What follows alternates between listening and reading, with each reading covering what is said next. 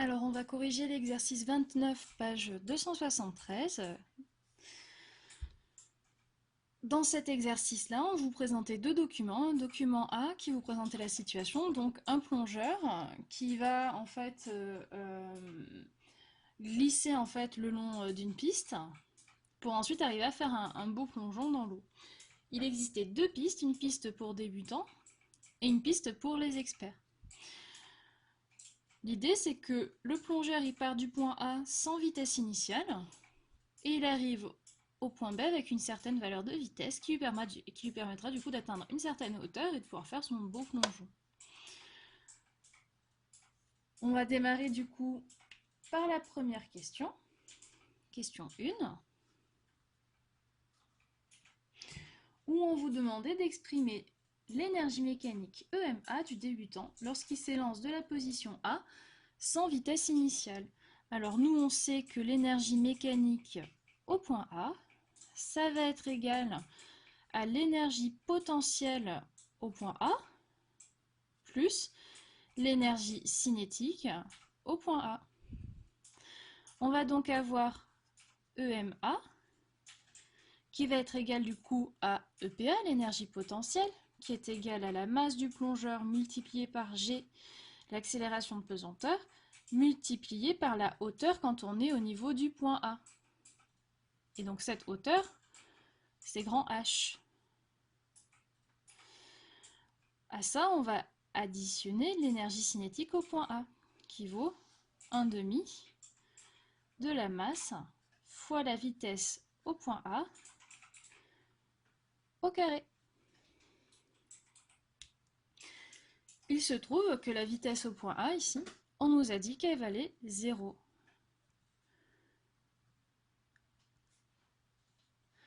Donc si elle vaut 0, en fait, tout ça là, ça vaut 0 aussi. On se retrouve donc avec l'énergie mécanique au point A qui vaudra M fois G fois H.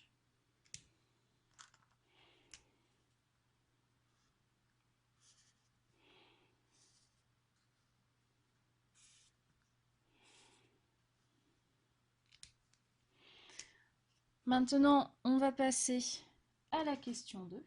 On vous demande comment évolue l'énergie mécanique du bonhomme pendant en fait ce mouvement. Et alors si vous regardez dans l'énoncé, on vous dit que les frottements sont négligés. Donc pas de frottement.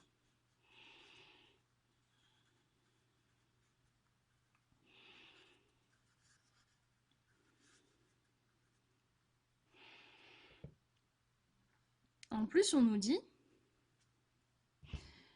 que le travail de la force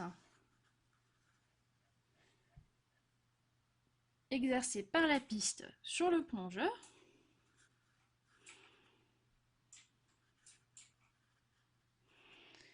il est nul le long du trajet.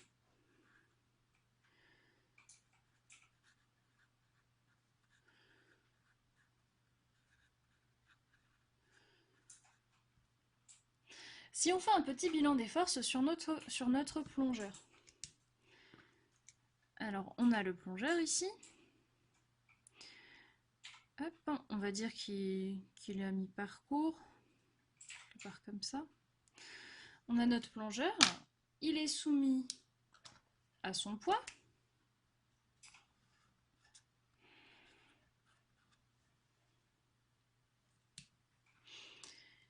Et il est également soumis à la réaction de la piste, qui va être comme ceci. La réaction de la piste, c'est la force de la piste, hein. On peut l'appeler la force F. Il est soumis à ces deux forces-là. Comme il n'y a pas de force de frottement, a priori, il n'y a que ces deux forces. Le poids,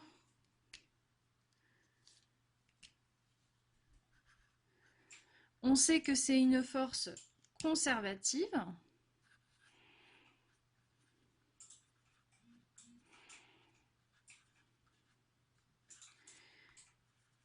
car son travail ne dépend pas du chemin suivi.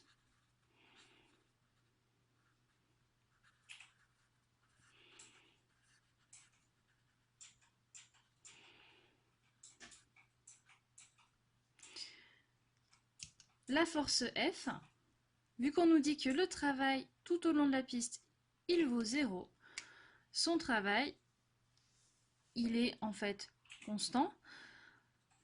C'est une force conservative également.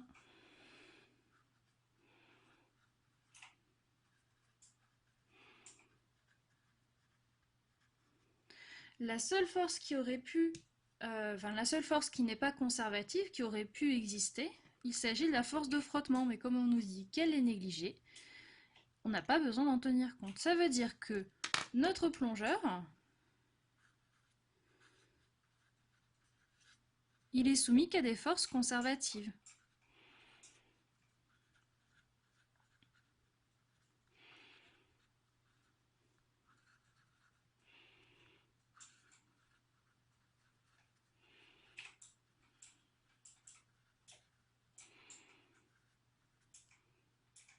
Donc, on peut en conclure que son énergie mécanique ne varie pas le long du mouvement.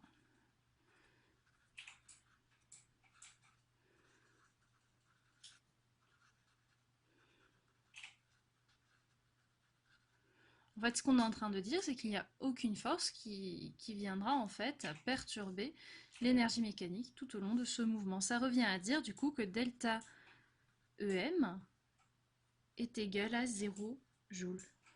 On vient de répondre à la question 2. Maintenant, on va répondre à la question 3. En question 3, on vous demandait de montrer que la vitesse au point O, VO, elle est égale à 6,7 mètres par seconde. Il nous faut montrer que V de O vaut 6,7 mètres par seconde. Bien, pour cela, on va utiliser la conservation de l'énergie mécanique. On sait, d'après la question 2, que la variation de l'énergie mécanique est nulle. Ça revient à dire que EMA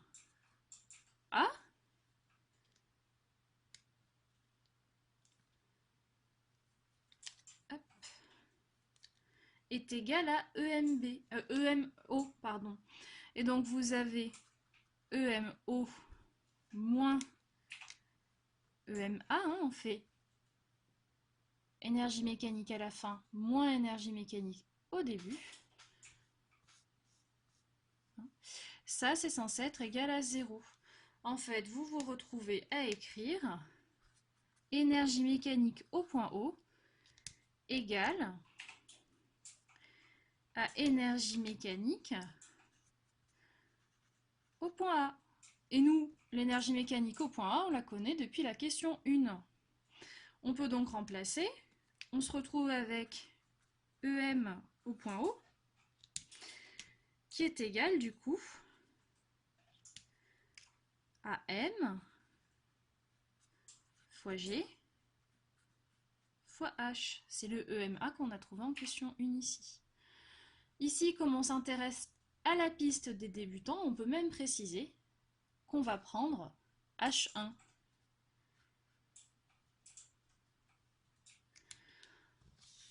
Vous allez me dire, c'est bien beau tout ça, mais nous ce qu'on veut c'est la vitesse au point O. Alors comment on fait pour avoir la vitesse au point O? Il va nous falloir détailler un petit peu cette énergie mécanique du point O. L'énergie mécanique au point O, c'est égal à l'énergie potentielle de O plus l'énergie cinétique au point O, qui est du coup toujours égal à M fois G fois H1. Si on regarde notre schéma, quand on est au niveau du point O. L'énergie potentielle du point O, ça va être égal à M fois G fois petit h.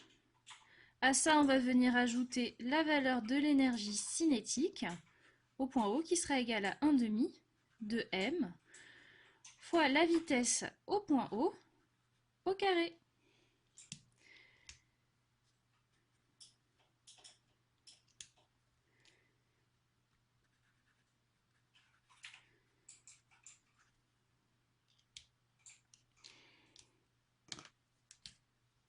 Donc, cette partie-là, c'est égal à l'énergie cinétique au point O.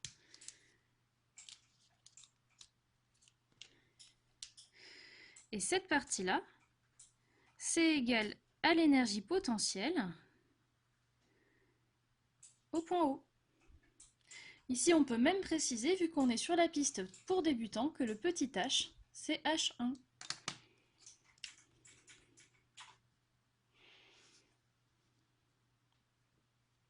Ok. Nous, ce qui nous intéresse ici, c'est la vitesse V0, puisqu'on veut prouver que V0, ça vaut 6,7 mètres par seconde. Il va nous falloir du coup isoler V0. Une des premières choses qu'on peut faire déjà, ça va être de simplifier la masse. Si on regarde, on peut tout à fait factoriser par la masse à gauche. On se retrouve donc avec M, facteur du coup de G fois H1, plus 1/2 de VO au carré, qui est égal du coup à M fois G fois grand H1. Ici, on peut simplifier les deux M. On se retrouve avec G fois H1 plus 1/2 de VO au carré qui est égal à G fois grand H1. On se retrouve donc avec 1/2 de VO au carré qui est égal à G fois H1 moins G fois petit h1. V0 au carré, c'est donc égal à 2 fois toute cette chose-là.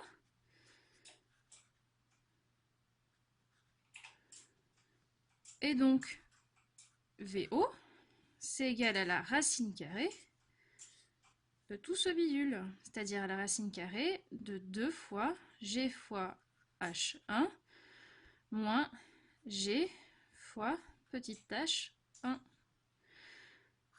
Ici, VO, ça va être égal du coup à 2 fois 9,81 multiplié par la valeur de H1 qui nous était donnée dans l'énoncé qui est du coup de 3,2 mètres ici.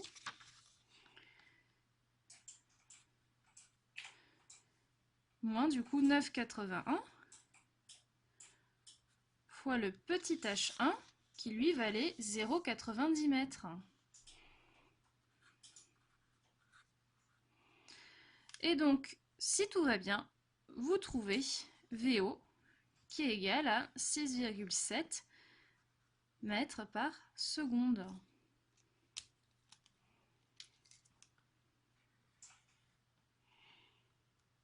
On va maintenant passer à la question 4.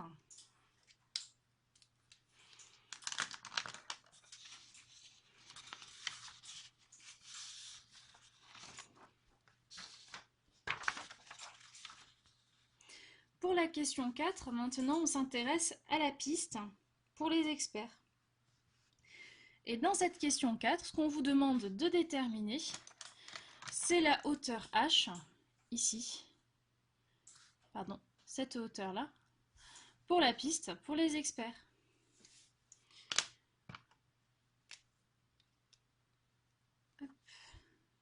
En fait, il va nous falloir utiliser à peu près le même raisonnement. On peut dire avec la même justification, hein, que l'énergie mécanique entre le point A et le point O, elle ne varie pas. On se retrouve donc encore une fois à écrire que EM O moins EM A, ça vaut 0.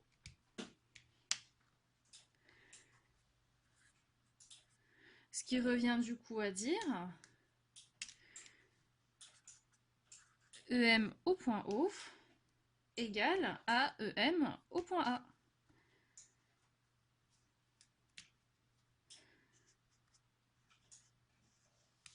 EMA, il ne bouge pas, hein, ça va être encore égal à M fois G fois grand H, puisqu'on part toujours sans vitesse initiale.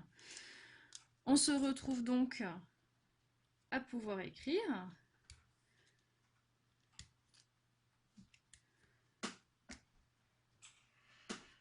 je veux dire remplacer du coup EMA parce qu'on a trouvé en question une, c'est-à-dire M fois G fois H, sauf que cette fois-ci, c'est pas n'importe quel H, grand H ici, ça sera le H de la piste des experts, c'est-à-dire H2. C'est ce qu'on cherche a priori. Maintenant, on va regarder ce qui se passe pour l'énergie mécanique au point O. L'énergie mécanique au point O, elle est égale à l'énergie potentielle du point O plus l'énergie cinétique au point O. Ce qui revient du coup à écrire qu'on prend la masse du plongeur multipliée par G, l'accélération de pesanteur, multipliée par petit h, la hauteur au point O. Cette fois-ci, on prend H2 égale à 1,50 m. À ça, on va additionner du coup 1/2 de la masse multipliée par la vitesse au point O au carré. Donc ça, c'est toujours égal du coup à M fois G fois H2. Et donc, vous vous retrouvez à devoir déterminer H2 ici. Et vous allez me dire, le problème, c'est que VO, on prend quoi comme valeur? Eh bien, VO, on nous dit qu'il faut que ce soit égal à 2 fois la vitesse qu'on trouve pour les débutants. C'est-à-dire qu'on se retrouve avec VO qui va être égal du coup à 2 fois 6,7 mètres par seconde. Il faut le garder en tête pour tout à l'heure, ça. Donc, on connaît tout, sauf H2. On va chercher à isoler H2. Vous allez donc vous retrouver avec H2 qui va être égal à M fois G fois petit h2 plus 1/2 de M fois V0 au carré, le tout divisé du coup par M fois G. On se rend compte qu'on peut tout à fait simplifier la masse ici. On a donc H2 qui est égal à G fois petit h2 plus 1/2 de VO au carré sur G. On n'a plus qu'à remplacer par les valeurs. Donc G, on prend 9,81 fois H2. H2, on nous donne dans l'énoncé 1,50 m.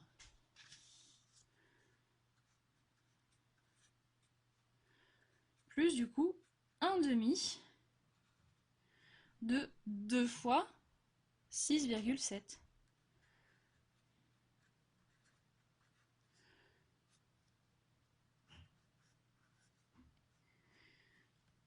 Ici, on a de la chance. Le 1/2 s'en va avec le 2. Et donc, si on tape ce calcul à la calculatrice et qu'on ne se trompe pas, on est censé trouver du coup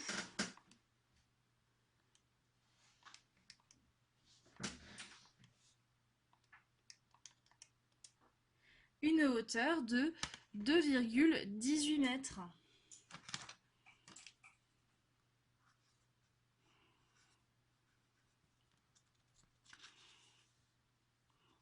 Si on regarde, on trouve une hauteur du coup qui est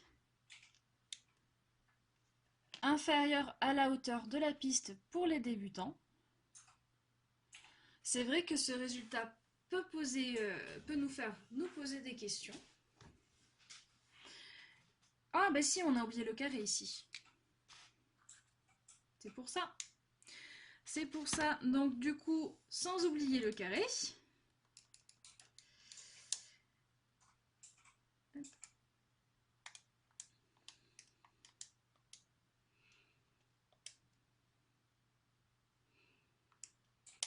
on tombe plutôt sur du 6 mètres,7. Voilà, tant qu'à faire, du coup, j'ai répondu à la question de Léane. Donc 6 mètres,07, qui est bien supérieur. Hein, on avait oublié ce carré-là, ici. Et c'est bien supérieur, en fait, à la valeur du H1, ce qui paraît quand même plus logique. C'est tout pour cette correction.